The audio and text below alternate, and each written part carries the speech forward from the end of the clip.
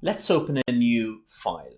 So as a reminder, go to the file menu, new new Python file, and this is going to be the story of Fred and Mary.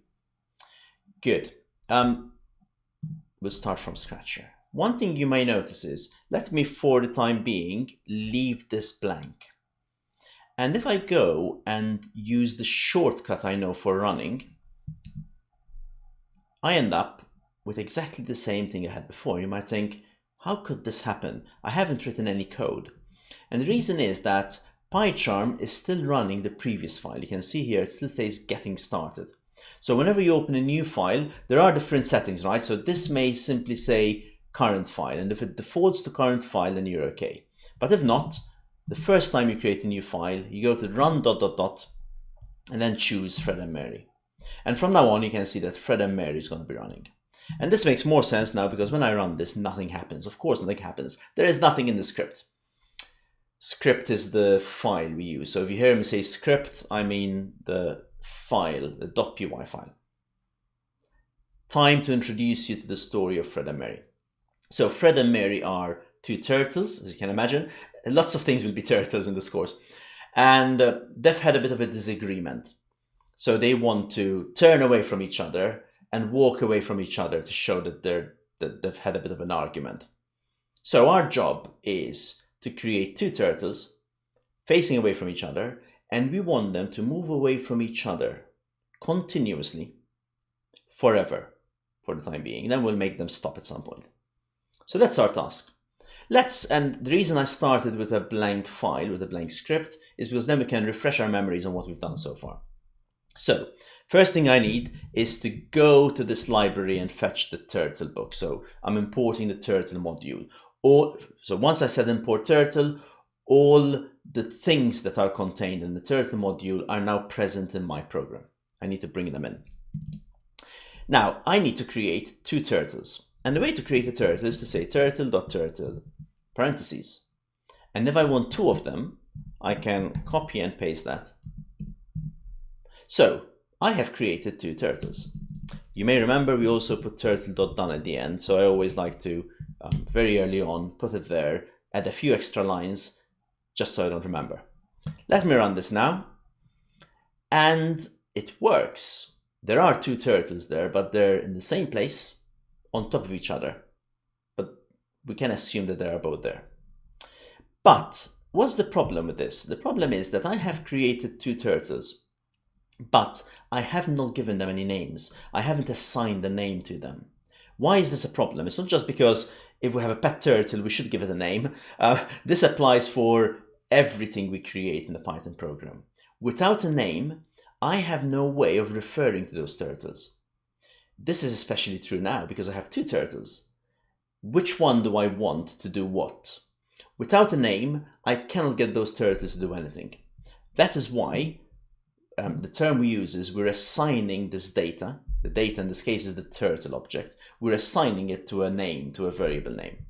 The first one is going to be called Fred, and you guessed it, the second one is going to be called Mary. There are some rules on how I can name things. I won't tell you all the rules for now, but one of the rules is that we can't use the same name more than once. So if the first one is Fred, the second one can't be called Fred. We'll see what will happen if we try to do this.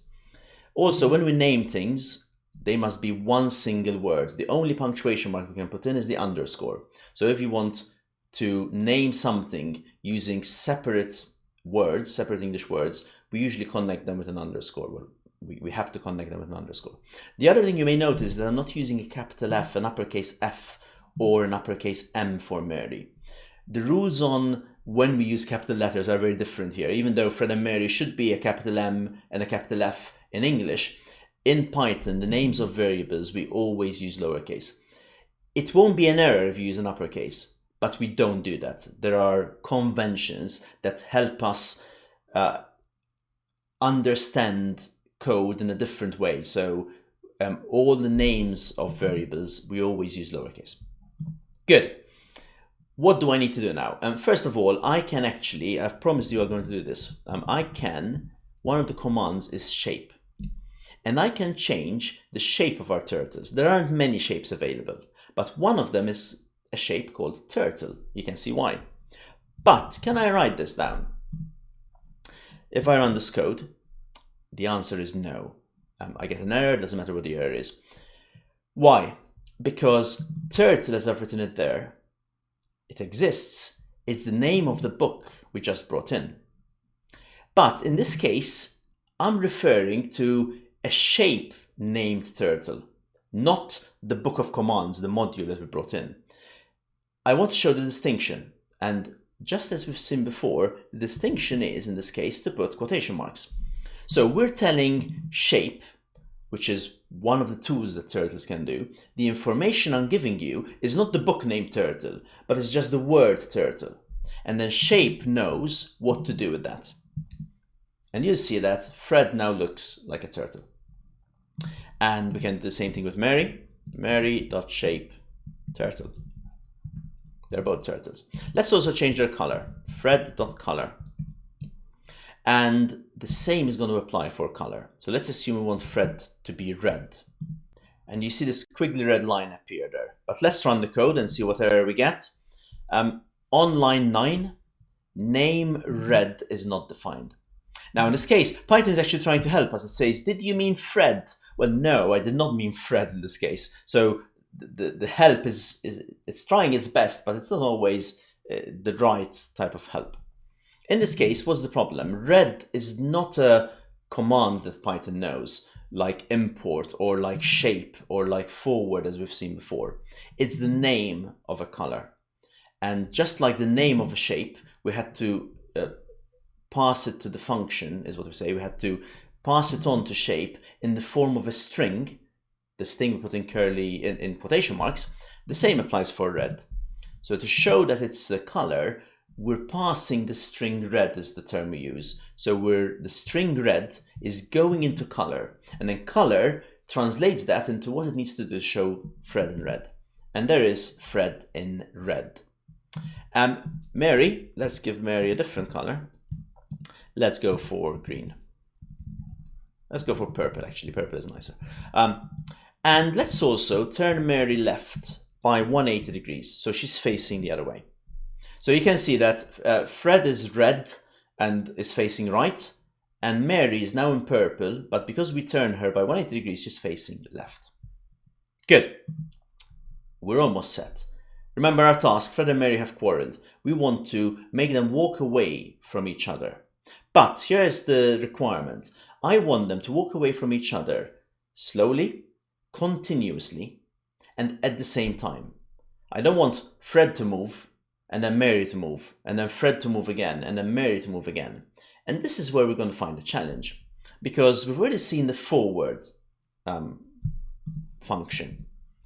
So we could move Fred forward, for example, by 100 steps, and move Mary forward by 100 steps. Let's see what happens. And did you see there that Fred moved forward and then Mary moved forward? And you might say, oh, well, can I make them move a bit more? 300 steps. Well, yes, I can, but that's not what I want. Because now, first Fred moved by 300 steps. And then when he finished, Mary moved by 300 steps. I want them to move at the same time. How can I deal with this? Let's find out in the next lesson.